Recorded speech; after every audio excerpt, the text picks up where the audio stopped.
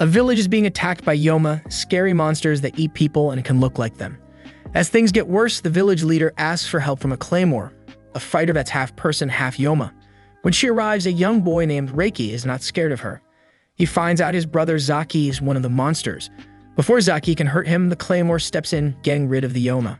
Raki, wanting to know more, follows the Claymore into a sandy place but falls down. When he wakes up, he's by himself in a place where travelers rest. While looking for her, another Yoma pretending to be a Claymore catches him. But the real Claymore, named Claire, saves him again. One night, after Claire sneaks away telling Reiki she's going to the bathroom, she meets Rubel, the person who gives her jobs. He gives her new clothes and a special card that surprises her. When they see each other again, Claire tells Reiki they need to go somewhere else.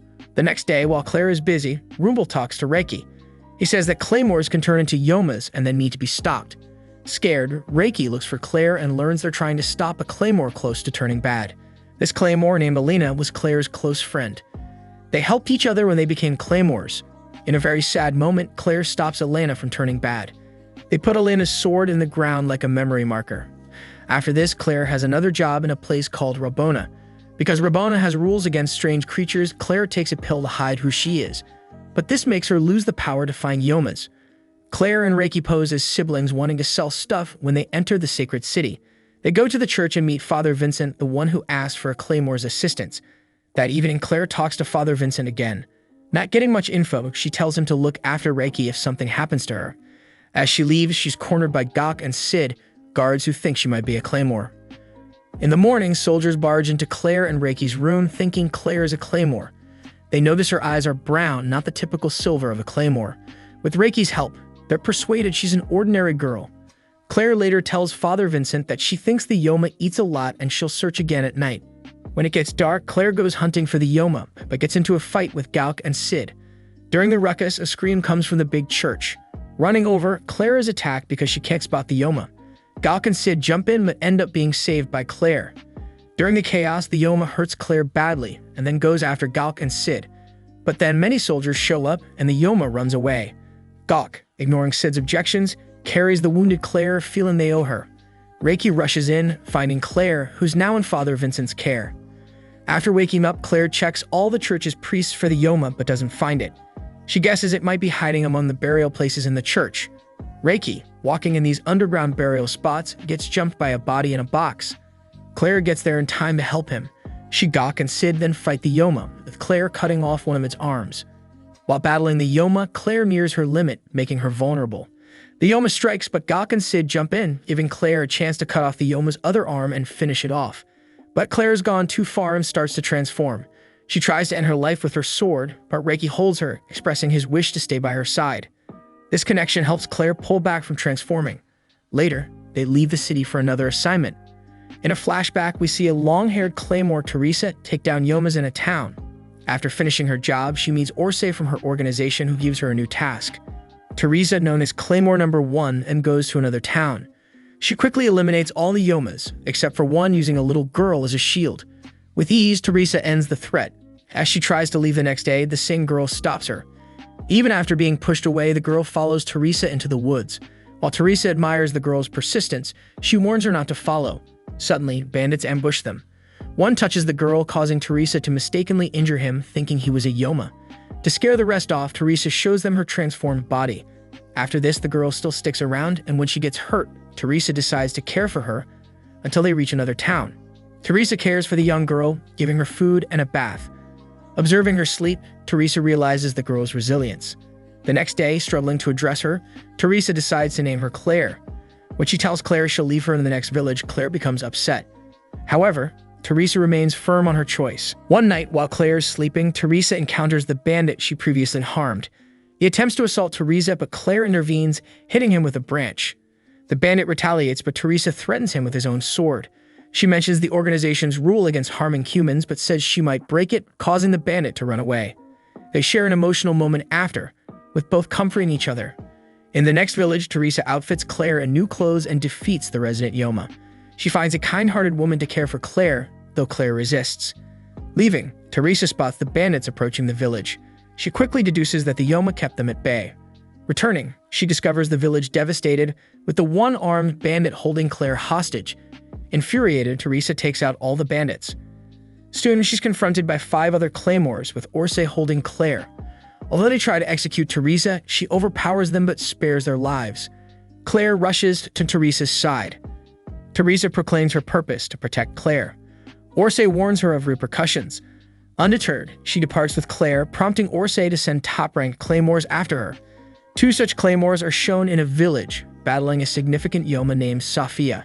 Sophia and Noel are boasting about their Yoma kills, even debating the current 3rd rank. Irene interrupts their quarrel. Both Sophia and Noel, curious about why they're gathered, learn from Irene that the top-ranked Claymores from 2nd to 5th are assigned to kill Teresa. Irene reveals her drop to the 3rd rank while introducing the new 2nd-ranked Claymore, Priscilla, who apologizes for her tardiness. Teresa and Claire are in an inn, having just defeated a village Yoma. As Claire rests on Teresa's lap, their peaceful moment is broken by the sensed approach of the 3 other Claymores. Irene initiates a confrontation in Teresa's room, soon joined by Sophia and Noel's coordinated assault. However, Teresa evades, escaping with Claire. Outside, Teresa is blindsided by Priscilla and they clash. Surprised by Priscilla's strength and not sensing her yoki, Teresa gradually gains control. But as Irene, Sophia, and Noel join, Teresa is cornered. Apologizing for the lack of a fair duel, Priscilla unleashes her yoki. Still, Teresa manages to fend off the quartet, surprising them by using no yoki of her own. As Teresa prepares to finish Priscilla, the young Claymore pleads, reminding Teresa of Claire's influence on her softened heart. Teresa and Claire then leave, but a fully awakened Priscilla, consumed by rage, pursues. As Irene, Sophia, and Noel rush to assist, they witness the epic showdown. Teresa is compelled to release a part of her yoki to counter Priscilla's might. Witnessing Teresa's vast strength, Irene acknowledges her unmatched power. But as Priscilla surpasses her limits, she pleads with Teresa for salvation. Teresa asserts that the only mercy she can offer is a swift end. Priscilla concedes, prompting Teresa to move in for the final blow. However, Priscilla unexpectedly severs Teresa's hands and decapitates her in swift retaliation. Completing her transformation into an awakened being, Priscilla kills Sophia and Noel when they intervene, and she severely wounds Irene by cutting off her arm and leaving a gash in her chest. Grief-stricken, Claire clutches Teresa's severed head as Priscilla departs in tears. Later on, Claymore's Miria, Queenie, and an unnamed warrior arrive in a town, only to discover that Claire had preemptively eliminated the 4 Yoma they were assigned to. Even though Claire was victorious, she acted against instructions to wait for reinforcements due to potential threats from a voracious eater. As a result, Claire faces reprimand and is reported to the organization. Claire's handler enlightens her about the true nature of voracious eaters, noting that what she faced at the cathedral was simply a stronger than average Yoma. The term is actually used by the organization to describe awakened beings like Priscilla. Claire is warned against pursuing Priscilla because of her formidable strength as an awakened being.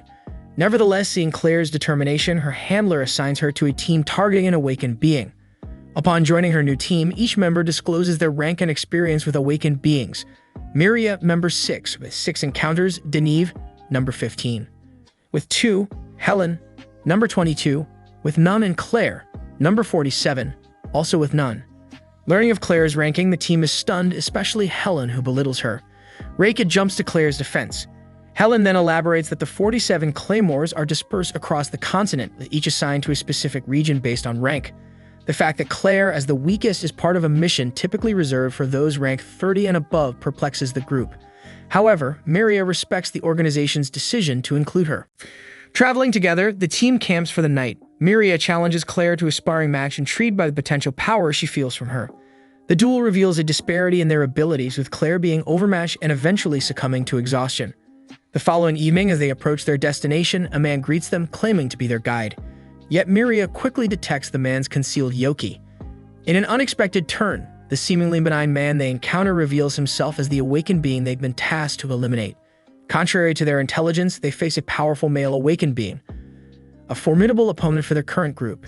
In a different location, a Claymore named Galadia is approached by a mysterious figure in a black robe, Hermeta. He instructs her to focus her senses on a distant mountain range, where she detects the yoki of the 4 Claymores engaging the male awakened being. The battle escalates quickly, with Deneve's arm being torn off and her body flung into a ravine. Helen and Claire counterattack, but Claire is soon hurled against a cliffside. In a desperate attempt, Helen releases her yoki and manages to sever several of the awakened being's arms. Yet, in a shocking display, the being reattaches them and retaliates. Helen's end seems imminent, but a resurgent Deneve intervenes, attacking the awakened being. As Claire pulls herself from the debris, Helen urges her to retreat, believing Claire isn't equipped for this conflict. During their clash, Helen puzzles over the existence of a male awakened being given all Claymores are female. Miria provides some context, revealing that the organization once created male hybrids. Although they were exceptional warriors, their quickness to release Yoki meant they easily became awakened. This led the organization to focus solely on female Claymores. However, the awakened being interrupts Miria's explanation, asserting she lacks the full story. He swiftly incapacitates Deneve, Claire, and Helen. In the meantime, Raki at an inn gazes contemplatively towards the mountains, thoughts of Claire occupying his mind. When an innkeeper inquires about her, Raki mentions her venture to the mountains. The innkeeper responds with unease, noting that previous Claymores who ventured there never returned. As the battle rages on, Miria swiftly rescues Deneve, avoiding a fatal blow from the awakened being. He notes that Miria releases a significant amount of her Yoki to face him, and even though she manages to injure him, he soon overpowers her. As he begins to torment Miria, Helen struggles to her feet. Just then, Claire rises, proclaiming the fight is far from finished. To the awakened being's astonishment, Claire deftly dodges his strikes. Miria, from the sidelines, deduces that Claire can anticipate his Yoki flow, allowing her to predict and evade his attacks. Seizing an opportunity, Claire dismembers the creature, aiming for a final strike at its neck. But his armor safeguards him. As he retaliates, Miria regains her strength. With Miria's swift agility and Claire's Yoki-sensing prowess, they join forces and eliminate their formidable adversary. While they recuperate, Miria shares her suspicion. They were intentionally dispatched on a perilous mission due to their reputations as potential troublemakers with latent awakened abilities. Deneve demonstrates Miria's theory by pushing her Yoki beyond its limits to heal. To everyone's astonishment, she does not awaken and is fully restored. Miria advises them to stay low-key and steer clear of the top 5 Claymores. Alicia, Beth, Galadia, Ophelia, and Rafala, cautioning that any altercation with them would spell disaster. Later, Claire is assigned to face another awakened being, expecting a team. To her astonishment, she finds herself alongside an unfamiliar Claymore. Without warning, this Claymore attacks Claire, tasting her blood and claiming it resembles that of an awakened being. Suddenly, Reki intervenes, defending Claire. It's then Claire recognizes this Claymore as Ophelia, the organization's number 4. Ophelia, in a twisted game, severs Claire's legs, challenging her to reattach them. As Ophelia and Reiki engage in battle, Claire races against time. Ophelia raises the stakes, intensifying her prowess every passing minute. If Claire doesn't act swiftly, Reiki's life hangs in the balance. The two continue their fierce combat, with Reiki suffering injuries but resisting valiantly. Ophelia, unexpectedly impressed by the duo's determination, is interrupted when the very awakened being they were supposed to confront arrives, deceptively taking the form of a young girl. This being's mischief ends abruptly when she morphs into her true form, laying waste in the surrounding town. Amidst the chaos, Claire rescues Reiki, yet Ophelia remains, having evaded the onslaught. Recognizing that Claire's legs aren't fully restored, she cunningly proposes guarding Reiki as Claire heals. But as Claire attempts regeneration, Ophelia betrays her trust, hurling Reiki to the mercy of the awakened being. Enraged, Claire taps into her Yoki, freeing herself from Ophelia's hold. In a desperate maneuver, she retrieves Reiki. The action unveils Claire's semi-awakened state to Ophelia, igniting her pursuit instinct. While Claire urges Reiki to grip her tightly as they flee, Ophelia's chase is halted by the awakened being seeking to eliminate her first, and the two adversaries clash. Somewhere deeper in the woods, Claire implores Reiki to separate, thinking Ophelia's pursuit might wane. But Reiki's devotion holds firm, leading Claire to share a heartfelt kiss and assurance of their eventual reunion. Tear-stricken, Reiki vanishes into the forest's embrace, but Claire's escape is short-lived as Ophelia rapidly closes the gap. Their battle intensifies. Though Claire can anticipate her foe's moves, Ophelia showcases a unique technique, a sword that appears to ripple, resembling a serpent's motion.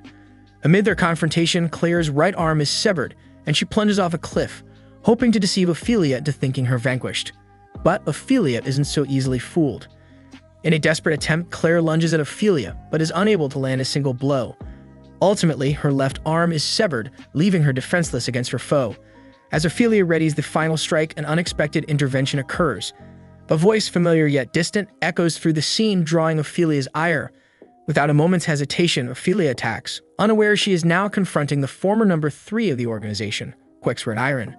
Within moments, Irene's unparalleled swordsmanship incapacitates Ophelia. When consciousness returns, Claire finds herself resting in a quaint cottage, her lost hand reattached. Irene reveals herself, having reconnected Claire's hand just in time. As they share a meal, conversations drift to Teresa, revealing Claire's motivation behind joining the organization. The shadows of night reveal Ophelia, now injured and desperate, crying out for her lost brother. Her emotional turmoil and desperation for healing activate her yoki, ultimately culminating in her awakening. The following dawn is marked by Irene training Claire in the art of the quicksword. Yet Irene discerns Claire's challenges with the technique and takes a drastic decision, offering Claire her own arm, a decision made with understanding of the imminent challenges. As Claire departs from Irene's sanctuary, Rafaela confronts Irene. The improved Claire, now equipped with Irene's arm and newfound skills, engages with the awakened Ophelia. In the heat of battle, a lake's reflection shows Ophelia her true awakened form, stunning her. Seizing the opportunity, Claire inflicts damage, yet struggles to control the power of Irene's arm. The twist again continues. Claire must navigate through Ophelia's body, controlling her newfound strength without succumbing to her own awakening. As the battle rages, Ophelia, both fascinated and frustrated by Claire's resilience, challenges her further. But halfway through the ordeal, Claire's progress is halted by Ophelia's aggressive strike. Shouting at Claire, Ophelia's disdain for those who recklessly risk everything becomes evident.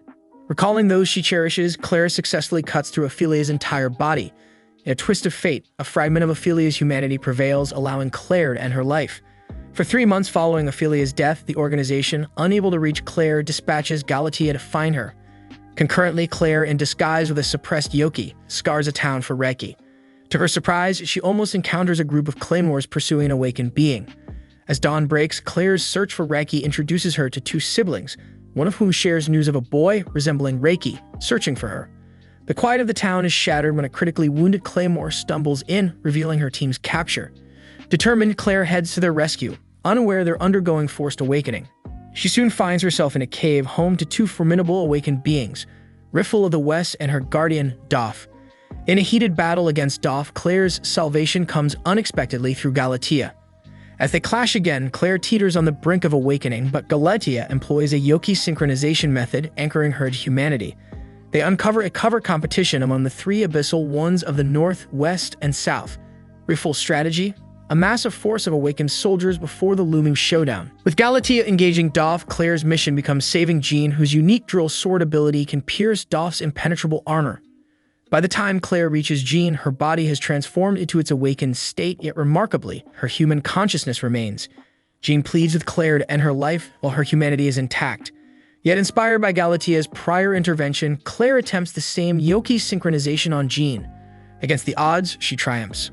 Following her transformation back to humanity, Jean teams up with Claire. As their battle with Doff reaches its zenith, Claire finally masters the quick sword, granting Jean the opportunity to use her drill sword. This effectively breaches Doff's defenses. Yet, as they verge on victory, Riffle steps in. Proclaiming her connection with Doff, she safeguards him from their assault. After a brief altercation with Claire, Riffle divulges the name and whereabouts of the Abyssal of the North before vanishing, leaving Galatea, Claire, and Jean in her wake. Faced with a choice, Galatea urges Claire to return with her to the organization. However, Claire's refusal, bolstered by Jean's protective stance, sways Galatea to relent, letting them go on their way. As Claire continues her journey, Jean accompanies her out of gratitude for her salvation. The duo's travels bring them face to face with Rubel and Rafaela in a forest. Rubel hands Claire a mission to journey north with 23 other Claymores, targeting an accumulation of awakened beings. The revelation that Raki is in the northern lands solidifies Claire's resolve to undertake this quest. Jean, ever faithful, also joins. Once north, Claire reconnects with Miria, Helen, and Deneve. The assembled Claymores split into teams, overseen by Flora, Undine, Veronica, Jan, and Miria. Later, in a secluded cave, the group congregates to share updates. Jean's appearance stirs initial distrust, particularly from Helen. However, her semi-awakened status, a secret shared only among Miria, Deneve, Helen, and Claire, secures her place within their ranks. Claire recounts her encounter with Riffle to her closest allies, but inquires about their mission's prospects. Miria's grim answer reveals the true stakes. The operation is a mere diversion, with the Abyssal One of the North, Isley, pulling the strings behind the scenes. The real intent: providing the organization precious time to devising more concrete defense strategy. While the Claymores take a respite, the town faces a sudden onslaught from 3 awakened being scouts, leading to several civilian casualties before the warriors could mount a defense. Jean's group confronts the blindfolded awakened being, while Flora's squad targets the hooded one. Flora's swift assault using her wind cutter is unexpectedly countered by the enemy's yoki synchronization, which subsequently ensnares Carla. In retaliation, Claire deploys her quick sword, compelling the adversary to drop its human facade. Things escalate adversely for Jin's side, with her team dwindling rapidly. Seeing this, Veronica's group rushes to their aid, and Undyne's team supports Flora's. The combined remnants of Undyne and Flora's units engage a turtle-esque awakened being. Undyne's initial solo assault remains unaffected by the foe's Yoki synchronization due to her formidable strength. However, a surge in her aura eventually disrupts her control. Claire and Deneve intervene just in time, saving Undyne. Yet they too are ensnared by the foe's technique. Ingeniously, they amplify their Yoki, exceeding their limits as a countermeasure.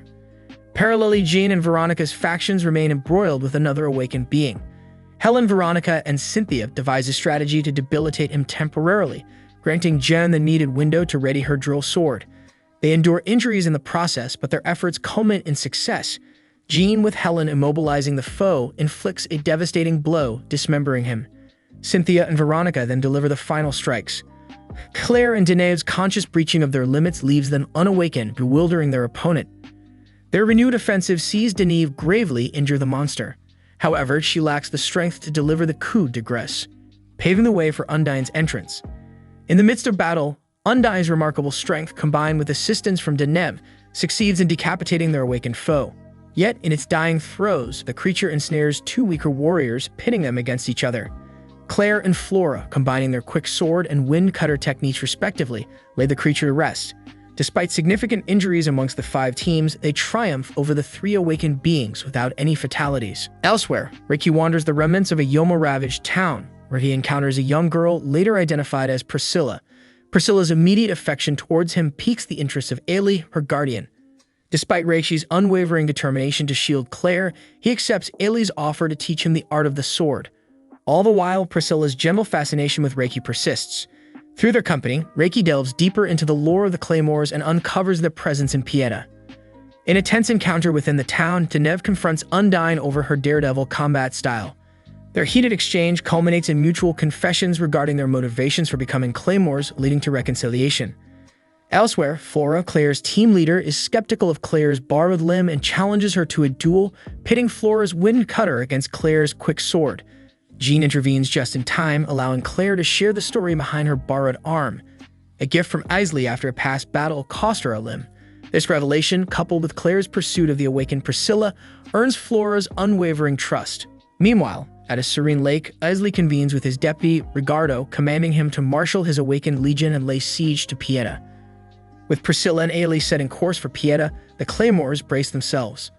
The ensuing conflict sees the Claymores holding their ground against the awakened onslaught until Ricardo, showcasing his formidable prowess, dispatches Veronica and Undyne effortlessly. Amidst the chaos, Reiki stumbles upon a horrifying sight: Priscilla devouring a man's entrails. His anguished cries do little to deter her.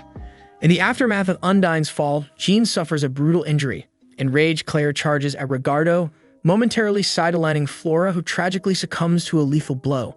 With Flora's demise, Ricardo's next target emerges, Miria, the last standing captain.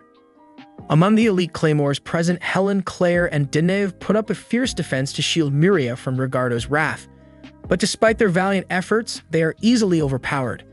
As the battle intensifies, Deneve sustains grave injuries from Ricardo. Simultaneously, in a dense forest nearby, Reiki makes the choice to abandon Priscilla and Ailey upon learning of Claire's whereabouts in Pieta. Miria's battle prowess is tested to its limit against Ricardo. She frequently utilizes her Phantom Mirage technique to parry his swift attacks, but eventually finds herself outpaced. Just when all hope seems lost and Miria faces a fatal blow, Claire miraculously severs one of Ricardo's arms. Thrilled to have found a formidable match reminiscent of Eileen Frasham, Ricardo becomes more engrossed in the duel. This heated exchange is witnessed by Reiki, who arrives to find Claire now partially awakened and filled with vengeance over Joan's perceived demise. In an explosive display of power, Claire finally dismembers Ricardo.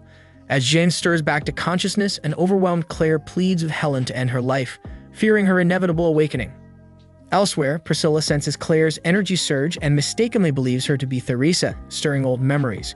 Sensing Priscilla's presence, a determined Claire charges at her.